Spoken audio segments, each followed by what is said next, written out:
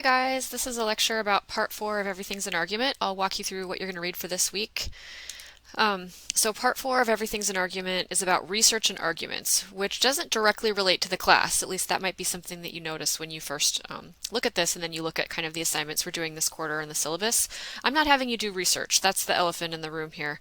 I want you to read it anyway, and the reason is that one of the goals of the class, not one that I came up with, but one that kind of my whole department came up with, is we're supposed to sort of introduce you to research and how to do it and the resources that we have here and how to go about conducting research, I guess, but not necessarily have you do it and be graded on it in terms of like producing a research paper. Some faculty do that at the 101 level. I don't.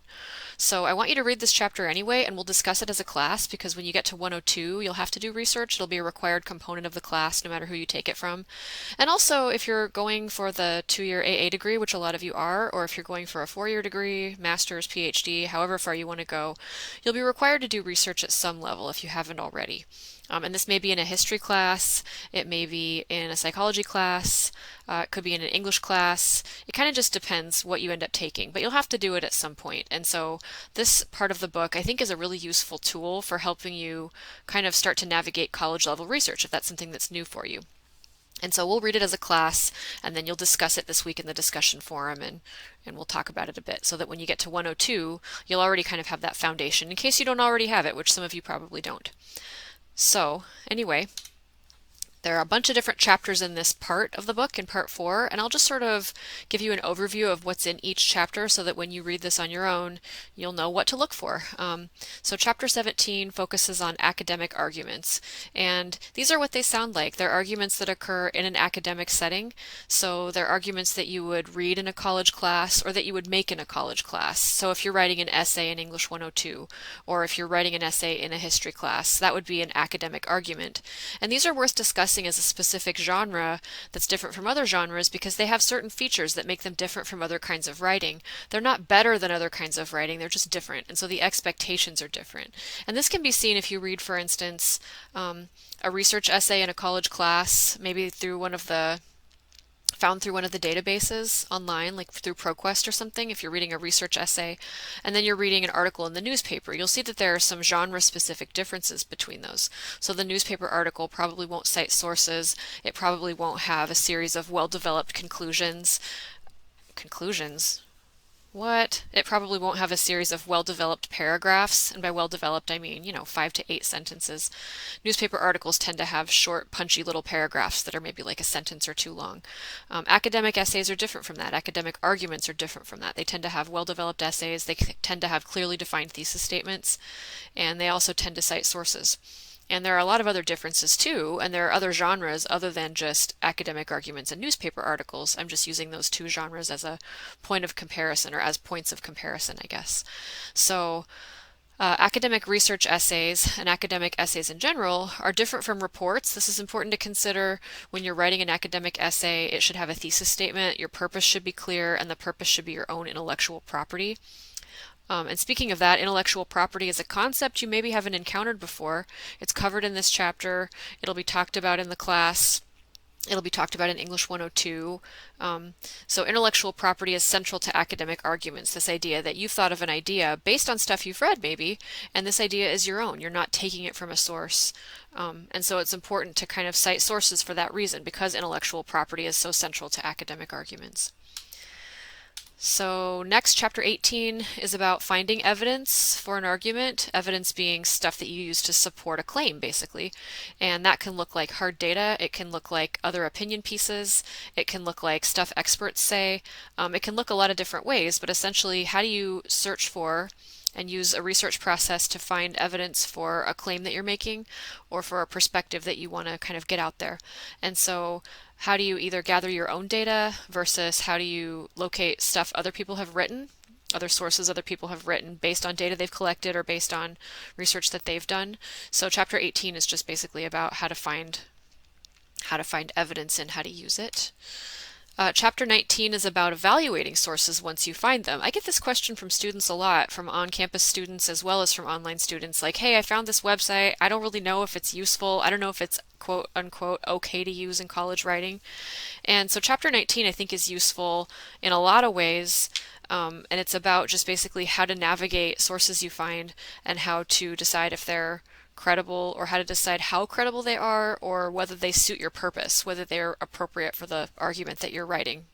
And this is not included in the chapter, but I wanted to include it because it's catchy and also because I think it's useful. I hope it looks bigger to you than it does for me. If it doesn't look big enough for you to read, you can Google it, and I can also send you a copy of this if you want me to. But you may have heard of the CRAP test before. Love saying crap in class because I don't usually get to, and I just, for some reason, it strikes me as funny. So it's spelled CRAAP, and then each of those letters stands for something. So it's an acronym, and because it's catchy, maybe it'll stand out in your mind or something. But basically, it's a way to work through and evaluate the quality of sources that you're finding, especially sources that you're finding online. So you can consider the currency of the sources, the relevance, the authority, the accuracy, and the purpose.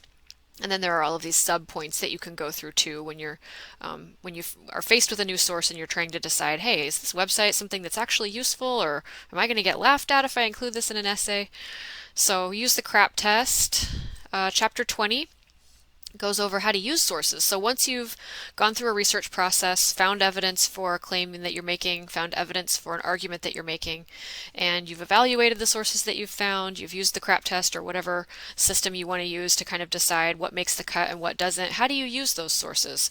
This is harder to do than it seems. I think some students focus on the research process a lot and not so much on how to put it all together, and how to put it all together is really what this class is about. I mean, this class is about kind of essay writing, rhetorical strategies, evaluating other people's rhetorical strategies. So chapter 20 is really useful in that it shows you what to do with all this research stuff you've amassed and how to actually integrate it into an essay that's your own intellectual property. Because even if you're writing an essay that's a research essay, it should still be your own intellectual property. The thesis statement and the supporting points should all be your own ideas, and they can be ideas that you got by reading sources, but they shouldn't be ideas that are necessarily from sources. And this is a tough line to walk. So chapter 20 is useful for that reason. What else? Chapter 21 goes over the concept of academic integrity and plagiarism, how to use sources ethically, and how to use sources in your arguments without accidentally, or intentionally, I guess, but accidentally plagiarizing them. And you might think it's obvious that there's always a clear-cut line between plagiarism and not plagiarism, but there's a lot of stuff that's in the gray area, and this chapter is good about pointing out like things to avoid, how to avoid accidentally plagiarizing. And so when I say accidentally plagiarizing, what I mean is not just taking something from the internet and pretending you wrote it, but maybe, like I've had students before write an essay and reword a passage from a source that they found online, and they think that by rewording it they're kind of absolving themselves of having to cite it, and so then they don't cite it because they think, hey, I didn't use direct wording from this source, I'm just using the idea and then I'm putting it in my own words so I don't have to cite it, which is not true. It's a form of plagiarism. But students don't always know that, and so this chapter kind of goes over how to avoid unintentional and intentional plagiarism, how to maintain academic integrity, how to use sources ethically, how to be honest about what you found, and how to give credit to what you found so that you can draw a clear distinction between your own ideas and your own intellectual property and the intellectual property and ideas of others. So a thing to keep in mind whenever you're writing a research essay, just a quick thing to keep in mind, is there are 3 ways to use a source, and all of them count as using a source. And if you're doing any of these 3 things, you've got to provide citation. So if you're directly quoting something, that's kind of a slam dunk for a lot of you. If you're putting something in quotation marks, you have to cite it. But if you're paraphrasing or summarizing, you also still need to cite your source. That means even if you put something in your own words, by shrinking it down and summarizing it, or just by sort of rewording it and keeping it the same length, paraphrasing it, you still have to cite that. And that's not always common knowledge to students. So chapter 21 is useful for that. And then chapter 22 isn't really, you probably have figured this out already if you've looked at part 4 of the book.